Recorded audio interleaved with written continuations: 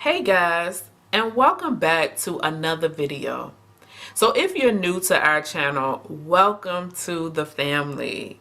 And if you are just visiting with our channel, thank you for clicking on this video and thank you for taking interest in something that we have discussed on this channel. And as always, you can always feel free to hit that subscribe button and become part of our family as well. So guys, as you know, or if you don't know, October is Pregnancy and Infant Loss Awareness Month. And being that this is a big part of James and I's life, we have made the decision to dedicate our channel for the entire month of October to hearing the stories of mothers and fathers who have also lost children or lost a pregnancy. And so in today's video, I would like for you guys to meet the Ropers. We met the Roper family in one of our grief support groups that we used to attend. And they were so kind as to come into our home and to sit with us and to share their story with us, specifically for your viewing. And so I just want you guys to listen to their story, and hopefully maybe someone who's watching may be able to take something away from their personal experience. And I really just want their story to be highlighted. I won't take up much time because this video is about them. And so I want you guys to meet the Ropers. And so after you've viewed this video, feel free to leave a comment or to like this video. Definitely to subscribe for more content like this. And until next time, I will see you guys in the next video. Enjoy. Hey, my name is LaMarcus Roper. My name is Tasha Roper. First of all, we struggled through infertility for a while. We had our first son, LaMarcus, who's 9 years old. We had him through IUI. And for the second time around, we had to do the IVF procedure.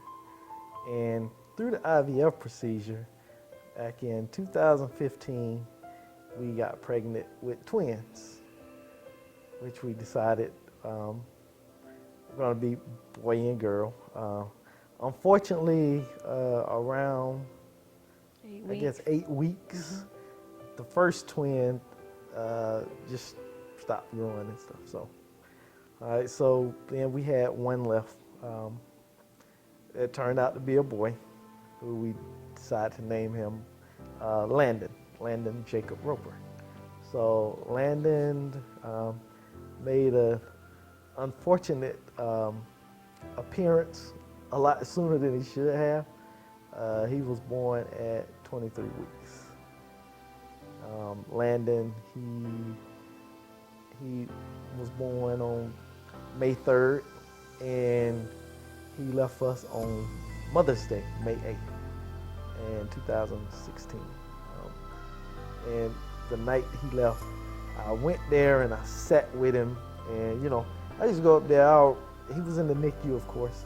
I would read him books, pray with him, and all that good stuff. So when I left that night, of course, I had this kind of uneasy feeling. I was like, he looks good, but he looks a little different. And they had already told us, when was it? They called us like that Saturday night.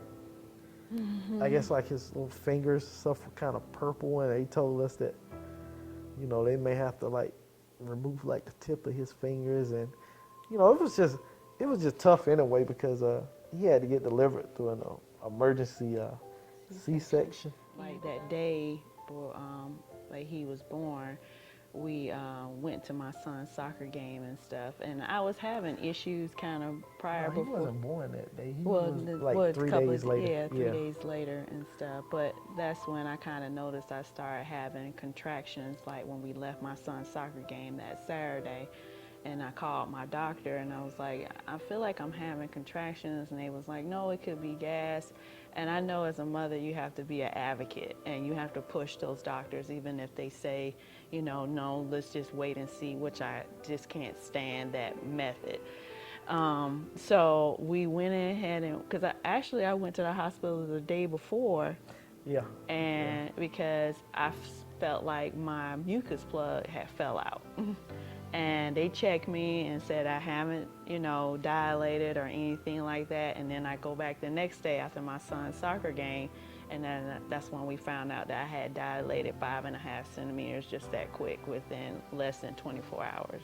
Yeah, 'cause she was bleeding, but we thought it was just from the the exam. The and exam stuff. and But stuff. Yeah, when we got to the hospital, Yeah. it was like, wow. And I was just like, Yeah, so the doctors and nurses came rushing in, and it was like a whirlwind. And I think he and I were just so scared because we didn't know what was going to happen. And all I could do was just call on God and just pray for his presence to be in there, because I didn't know what to do. And, and just seeing them in there, and then me laying in the hospital for, from Saturday up until Tuesday. And where by Tuesday I just couldn't hold them anymore, and I tried my best just laying there doing everything that I could. And by then I had dilated 10 centimeters, and he was just, and I couldn't deliver him vaginally because of the way he was turned. So I had to have an emergency C-section, and I went in there without my husband. So they just rushed me in there by myself. And that night when he was born, I didn't get a chance to see him, but luckily my husband did. I saw him, and I was, you hear things, you read things and stuff. Mm-hmm. So I was like, I was so scared to go in there to even see him, Mm-hmm. because I was thinking he was gonna look a certain way. And when I saw him, he was like perfect. He was beautiful. He was perfect, but he was just Tiny. He was just tiny. I went in there, grabbed my finger and stuff. Yeah. Yeah. So I was. That kind of calmed me, because like I said, I didn't know what I was stepping into. I remember the doctor. He told me, he was like, I think you'll be very impressed with him. And I mean, he was such a fighter, man, good kid. And he was, every time I go and see him in the NICU, he's always moving. And I remember me and my sister-in-law went in one day, and since he was so small, they had to try to make him like this makeshift shirt to put on. I remember he was just moving until he came out of the shirt. You cannot tell me that my son was not gonna make it, because he had been there all week and stuff. And like I said, that Sunday night, and I left. Like I said, I felt kind of uneasy, so I got home, and I went into our prayer closet, and I just prayed over him. And then I felt better. And she was already still in pain from the C-section, and we was watching Game of Thrones. We were sitting there watching Game of Thrones, and then that's when we got the phone call. Mm-hmm. I Was mean, it just 10:30? like that. Yeah, it was like around 10:30. It was at 10:30. Yeah, and so I called my best friend over to come. I say, Lamarcus is upstairs asleep. I don't want to wake him. Can you come over? We got to go. And we ran every red light I saw. And, just to get there. And when we got there, it was just like, he had left. So, it was a tough time. Marcus had to make the decision to kind of pull his plug and stuff, because when they told, me that, he was gone, I felt like I wanted to die with him.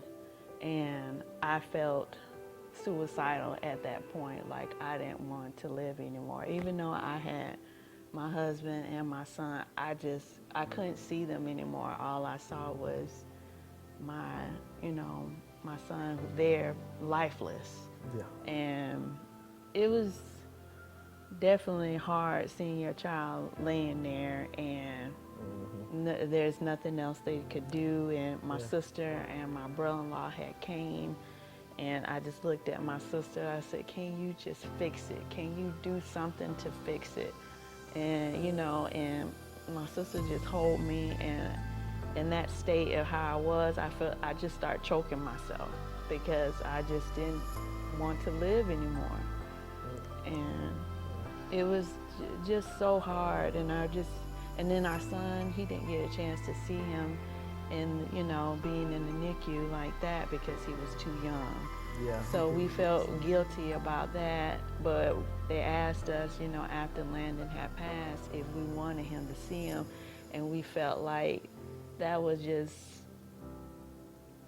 do something to him that just wouldn't be healthy. Yeah. And we just made a call, and he still talks about that to this day, how he didn't get a chance to see his brother. He And still we does. felt like we made the right call for him because we wanted him to see his brother alive and healthy, not already passed and stuff. So, and we did, like, after, they kind of cleaned him up, we did kind of hold him afterwards. And it just didn't feel right because I had held him when he was alive, hooked up to everything, and he was moving, and he was almost like he recognized my voice. Yeah. I guess initially it was like you got to kind of balance between you needing your time to grieve, but at the same time you got to be strong enough for mommy, strong enough for Junior. You was talking about one of the hardest parts. I think that telling him that what had happened and just explaining to him, well, I know I told you your brother was gonna come home, but unfortunately it don't work out like that. But yeah, just balancing, trying to be strong enough for her, and then having my own time to let it loose, I guess. In the beginning, I felt guilty, like it was my fault. Like I should have known, I should have been more aware, I should have fought more, and for especially for the milk to come in, and and you don't have that baby to nurse anymore, and you went through all this pain and you have nothing to show for it. And so I felt guilty. I couldn't sleep. I would be up at night 2 and 3, maybe longer in the morning because I just couldn't close my eyes. And we would sleep with the lights on because I was just so terrified of being in the dark. And we all slept together, me and my husband and our son, we all slept together. And the thing about us is that it seemed like when he would cry, I would comfort him. When I was crying, he would comfort me. And we really leaned on each other during those times because I always felt like, I know I talk about my sister, like it was always she and I had went through something, but this was the first time that he and I had actually went through something that was testing our faith. And we had never been through anything like that before, but I think that with prayer and just really leaning on each other, knowing that this is all we have is each other, so we have to make it through this. As parents, when you're no longer here, you want his legacy and his memory to continue on. And so by being open with your children, you want them to know that they have a brother and to know that, remember him when me and your father are no longer here. So we do celebrate his birthday every year. We make a cake and we celebrate him. We go to the park, we release for balloons, and we tell him, we're depending on you to keep his legacy going and to tell your little sister about him. And y'all, when we are no longer here, y'all get together and keep his memory going and stuff, and keep talking about him.